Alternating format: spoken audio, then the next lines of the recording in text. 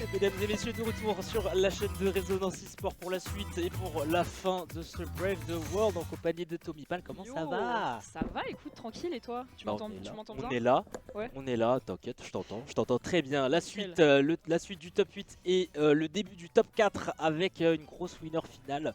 Puisque là, on a quand même deux gros joueurs de la nation française, un petit peu de Effectivement. notaire, Raflo Susu. On a hâte. Est-ce qu'on Bah a oui, hâte bah oui, franchement, bah oui. de cet affrontement? Moi j'ai trop hâte. Affrontement qu'on a l'habitude de voir dans les tournois parisiens. Ouais. Le set count, il me semble, ils sont à 7 partout sur le set count. Ouf. Ah oui, donc Donc là, c'est très serré. ça va être archi serré. Ça va être décisif, putain. Et Ok. je me disais, Bah écoute, hâte de voir ce que les deux vont pouvoir proposer du coup dans ce set. Bah écoute, on commence directement du coup la game. Alors on a Raflo qui a fait le choix de prendre du coup son Game & Watch. Alors on sait que depuis quelques temps il traîne un petit peu son Game & Watch à pas mal d'occasions. Je pense qu'il se sent vraiment à l'aise dans le match-up du coup contre Steve, qui on le rappelle est quand même un personnage très très solide dans Super Smash Bros. Ouais. Donc on va voir, si ce n'est donc le plus fort hein, pour ceux qui connaîtraient pas trop. Donc ouais, on va voir si Raflo là-dessus arrive un petit peu à faire les choses. Et je pense que c'est le cas puisque là pour l'instant on est un petit peu à égalisation en termes de pourcentage. il fait les choses bien. Il navigue bien ici, Raflo. Et c'est vrai que tu l'as dit, il sort pas mal Game & Watch face à Steve, surtout le Steve de Susu. Surtout sur les dernières rencontres, c'est un personnage qu'on voit de plus en plus dans les brackets du côté de Raflo. Ouais, très clairement. On peut dire même qu'il est un peu omniprésent dans tous les majors, en tout cas Ouais. quand on voit un petit peu les top 8. C'est pas nouveau en tout cas qu'on voit des Steve. Donc là déjà cette première stock du coup qui est prise du côté de Susu, le joueur de Steve. Une petite avance du coup qui est en train de se créer et attention ça peut être vraiment dangereux du coup pour Raflo là-dessus s'il prend pas très rapidement cette première stock lui aussi. Parce qu'on sait que Steve quand il prend une petite avance malheureusement avec ses minerais et avec son diamant ça peut partir très très loin. Je suis tout à fait d'accord. Je sais pas s'il a encore le diamant, il a encore le diamant avec la pioche ici, Susu. Mais il n'arrive pas trop à s'en servir. Parce que depuis tout à l'heure, hein, ici c'est notre cher Raflo qui met bien la pression. Bakar qui va déconnecter Ouais. et qui va laisser un petit peu d'espace à Susu pour reprendre un petit peu le contrôle du terrain, pour miner, voilà, récupérer ses ressources. On va trouver Nair, le petit Nair landing et le petit d'un tilt, si je ne m'abuse. Ouais. Exactement. C'est exactement ça, et là directement on a Susu qui reprend du poil de la bête avec directement les bons combos, 60% déjà d'infligé. Attention, ça aurait pu être létal avec ce fer ici qui aurait pu spike il me semble, et là déjà on a un petit ledge trap à base de down tilt, attention ça passera pas, et le minecart pour continuer cette phase d'avantage du coup du côté de Susu. On construit un mur de Berlin, ça passera pas. Et là le minecart qui va passer. Et attention le down smash qui a failli être sorti. Non c'est bon. On va tenter un petit peu la douille là du côté de Raflo avec le judge, le down B. Ça ne sera pas un 9 malheureusement. Il pouvait se le permettre en même temps ce jeu. J'avoue ouais. Si c'était un 9 tant mieux, bon au pire c'est pas grave tu vois. Bon il est pas vraiment en grand danger, bon et après il est à 117% tu vois. Donc si jamais il se ressent un minecart, si jamais il se ressent un Bakar avec du diamant, bon ça part vite. Parce qu'on sait que Game & Watch évidemment c'est un petit peu une chips quoi. Sur le terrain ça va pas tenir extrêmement longtemps. Clairement. Et attention les ressources qui commencent à se vider un petit peu du côté de Susu. On a une phase d'edgeguard, il va falloir l'exploiter du côté de Raflo, le down air qui sera intercepté. On va pouvoir tech pour le joueur ici Japon Corp. Mais j'ai l'impression qu'on peine peut-être pour Susu. Ouais, très belle tech réalisée effectivement, qui va permettre de revenir sur le terrain. Et puis là donc encore une fois un petit peu even comme situation. Le neutral il est un peu compliqué j'ai l'impression des deux côtés. Franchement je ne sais pas du tout, je saurais pas du tout dire pour qui est l'avantage, enfin pour qui est le match-up en tout cas en neutral. Je pencherai quand même plutôt un petit peu pour Steve peut-être. Mais voilà, on va voir lequel des deux va pouvoir le démontrer. Et c'est déjà la deuxième stock de prise du coup du côté de Raflo, qui a repris un petit lead hein, quand même, enfin qui a bien comeback on va dire. Et là déjà avec des paires des backers, c'est solide hein, franchement. Ça fait deux down tilt qui se prend Susu. Ouais. Donc attention à ce mix-up que peut utiliser Raflo. Oh, petit dash attaque pour intercepter l'atterrissage de ce Game & Watch. Attention, on a quand même, on manque de ressources du côté de Susu. Raflo qui va essayer de presser dessus. On a quand même un diamant, donc évidemment les pourcentages peuvent virevolter un tout petit peu. Mais si on met de la pression comme il le fait Raflo, ça peut être très très bien le Bakar qui contrera ce minecart. Ça c'est une une donnée à prendre en compte quand on joue contre Steve en tant que Game & Watch. Ouais, très clairement. Et puis là, on a vu une petite tentative aussi de la trap avec le neutral B, donc les saucisses, le barbecue. Mais ça n'a pas fonctionné. Mais là, le back air, franchement, il est hyper utile, hein, j'ai l'impression, dans ce match-up. Déjà pour sortir Steve de son minecart, etc. Et même en off-stage, ça a l'air super utile. Mais là, il faut faire attention côté Raflo parce que vu que le perso, comme tu l'as si bien dit, est une chips, il faut faire très attention parce que ça peut être très tôt. Et ce fer va prendre du coup la dernière stock de Susu là-dessus sur cette game 1. 1-0 du côté de Raflo. Ouais. Qui assoit pour l'instant sa domination. Après c'était la game 1, c'est un BO5, il y a l'adaptation qui va jouer, bien sûr au fur et à mesure. Beaucoup d'outils qui sont utiles pour Game & Watch, bien sûr face à Steve, le fer, bien sûr tu zones avec des fers, des bombes, etc. Le très bon backer que tu peux utiliser, tu l'as dit, backer que tu peux utiliser en edgeguard, backer que tu peux utiliser pour contester le minecart, qui un petit peu passe partout, on va dire. Exactement. Ça a servi, ça a très bien servi au bon Raflo. 1-0 pour le joueur de Game & Watch / Palutena. Je doute qu'on utilise la Palutena, en tout cas pour ce BO.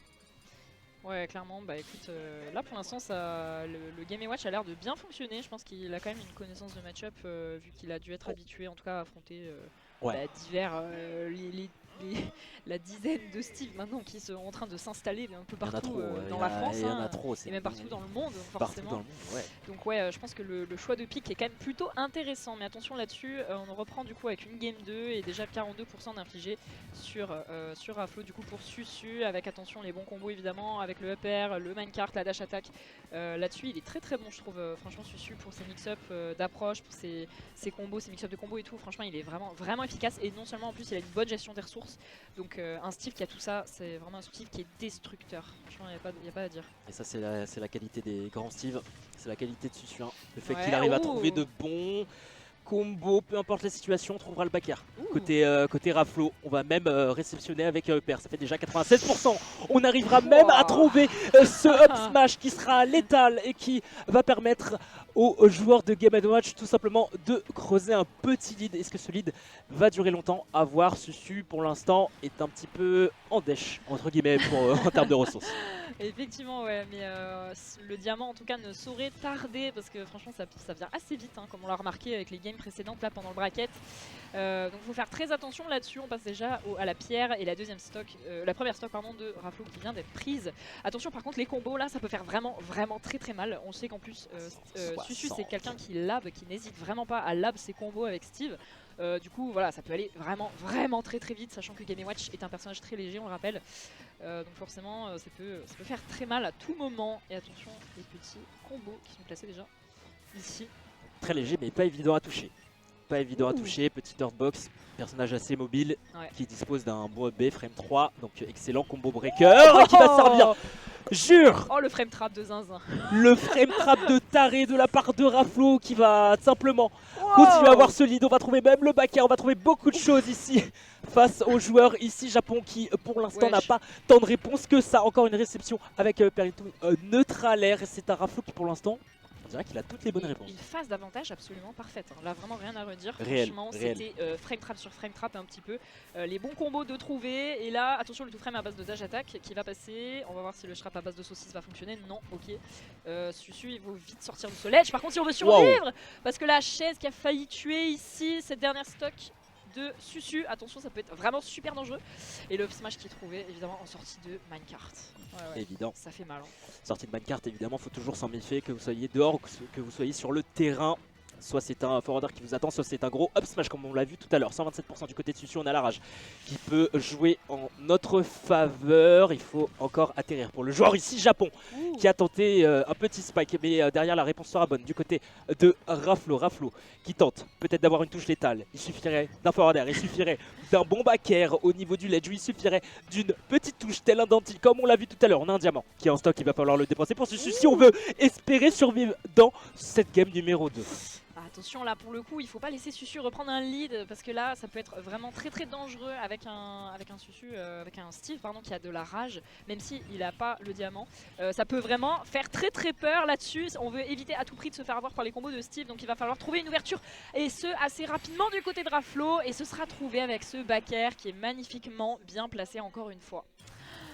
Bien joué, franchement bien joué. Bien joué. Ça nous a fait une petite frayeur.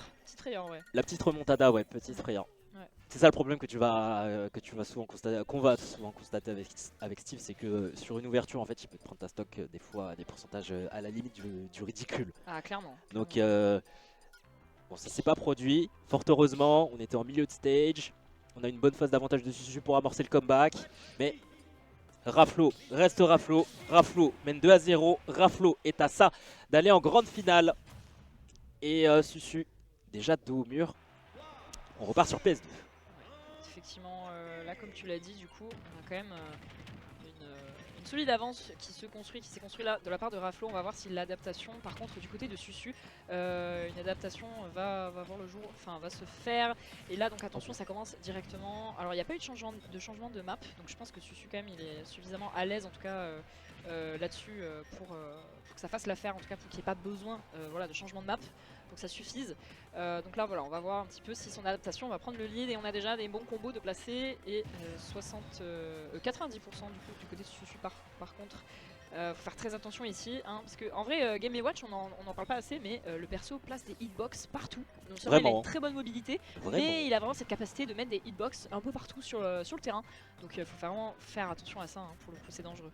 Le fait qu'il peut s'envoler vite avec le B, il peut couvrir vraiment une zone verticale assez folle. Ouais. Le backer en edge guard, il peut aller chercher très loin, donc il est assez maître dans le jeu aérien, on va dire le bon Game & Watch. Donc évidemment, c'est pas facile de circuler pour Susu.